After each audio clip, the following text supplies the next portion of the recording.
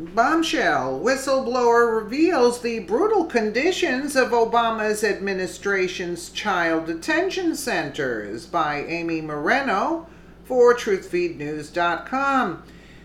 Jason Piccolo is a whistleblower, and he has something very important to say to the American people.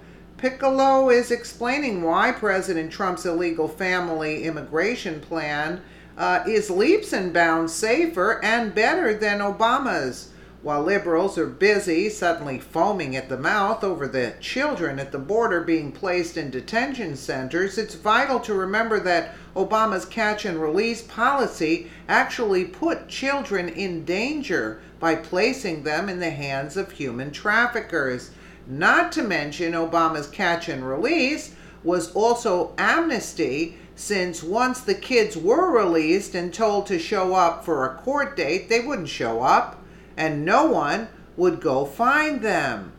So you have kids, underage kids, running around rampant, and what's going to happen to them with nobody to watch them? You see, it serves a purpose. The Trump administration's policy for protecting children crossing the southern border has created a political firestorm. One America's Neil McCabe has that story from Washington. Jason Piccolo is fighting in court to regain his career at Homeland Security after he was terminated on the Monday after he told Obama administration officials he objected to their decision to leave more than 3,000 unaccompanied alien minors with convicted child molesters and other criminals. He told One America News he does not regret speaking out, and he wants the American people to know why the Trump administration is taking precautions to protect alien minors. Now, President Trump's policy, I believe, is to ensure that these children are being vetted. Because right now, are being vetted with their adult sponsors.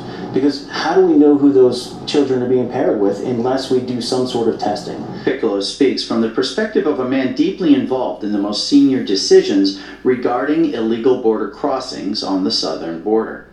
Piccolo was an enforcement removals officer for the Department of Homeland Security, assigned to a White House-directed task force focused on the crisis on the southern border in 2014 and 2015. The former Army infantry officer and combat veteran of Iraq expected a long career at DHS, but that all changed when he was handed terrifying information about alien children. I was in receipt of a spreadsheet that contained a list of 29,000 unaccompanied alien children.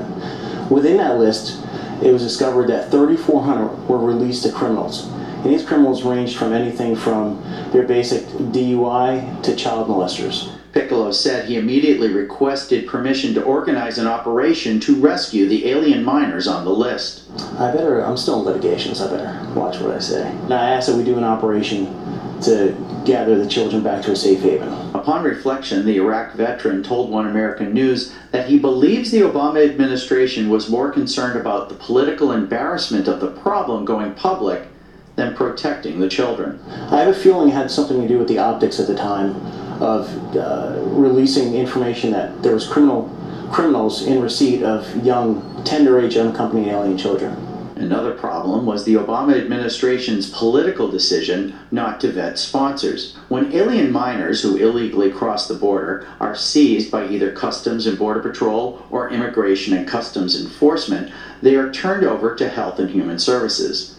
Then, Health and Human Services transfers the alien minors to contracted facilities, who then transfer the children to sponsor guardians. Piccolo said the Obama administration knew that many of the sponsor guardians were not legally in the United States. So, if they were actually vetted to a standard required to protect the children, the Obama administration would then have to take action against these illegal aliens as well, in addition to finding new sponsors. Now, the contracted facility was not vetting the sponsors, and that was my biggest complaint at the time. How do we know who they are without doing that? Someone can come in and claim a child, and without vetting them, they could be those criminals. The administration did not want to determine the alienage of the sponsors, i.e., if you determine the alienage, we'll have to take custody of them. After months of pressing for action inside his White House task force and with Health and Human Services, he convinced senior officials at that department to hear out his concerns. I was interviewed by Health and Human Services on a Thursday. The next business day I came to work, my detail was terminated. With that termination, he was out of work until he secured a new position in the government.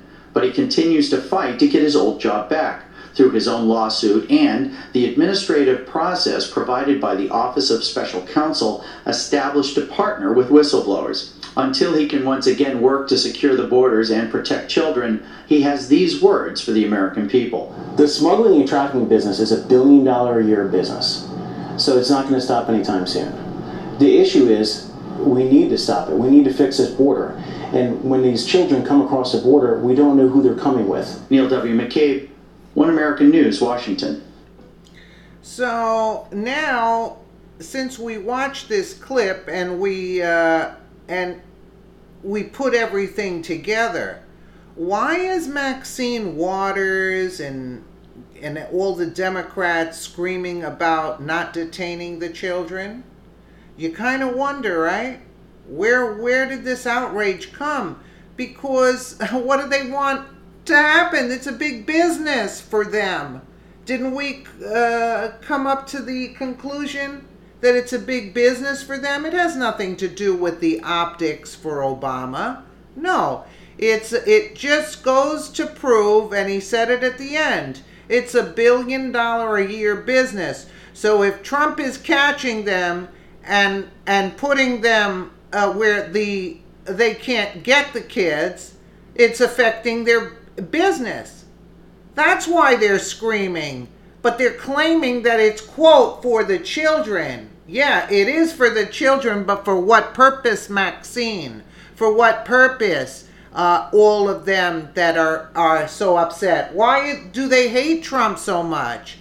You see, it all comes together. And you could see why they're out there. But in reality, if the idiot liberals knew what they were actually fighting for, they would string those leaders up. I'm just saying.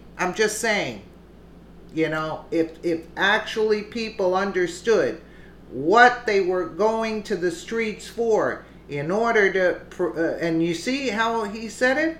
He said that they were released to sex offenders and all of that. I mean, really? Come on. It's doing away with their business, and Trump knows this. You see? That's it. That's the bottom line. It's money. Let me know what you guys think in the comments below. And again, thank you so much for watching.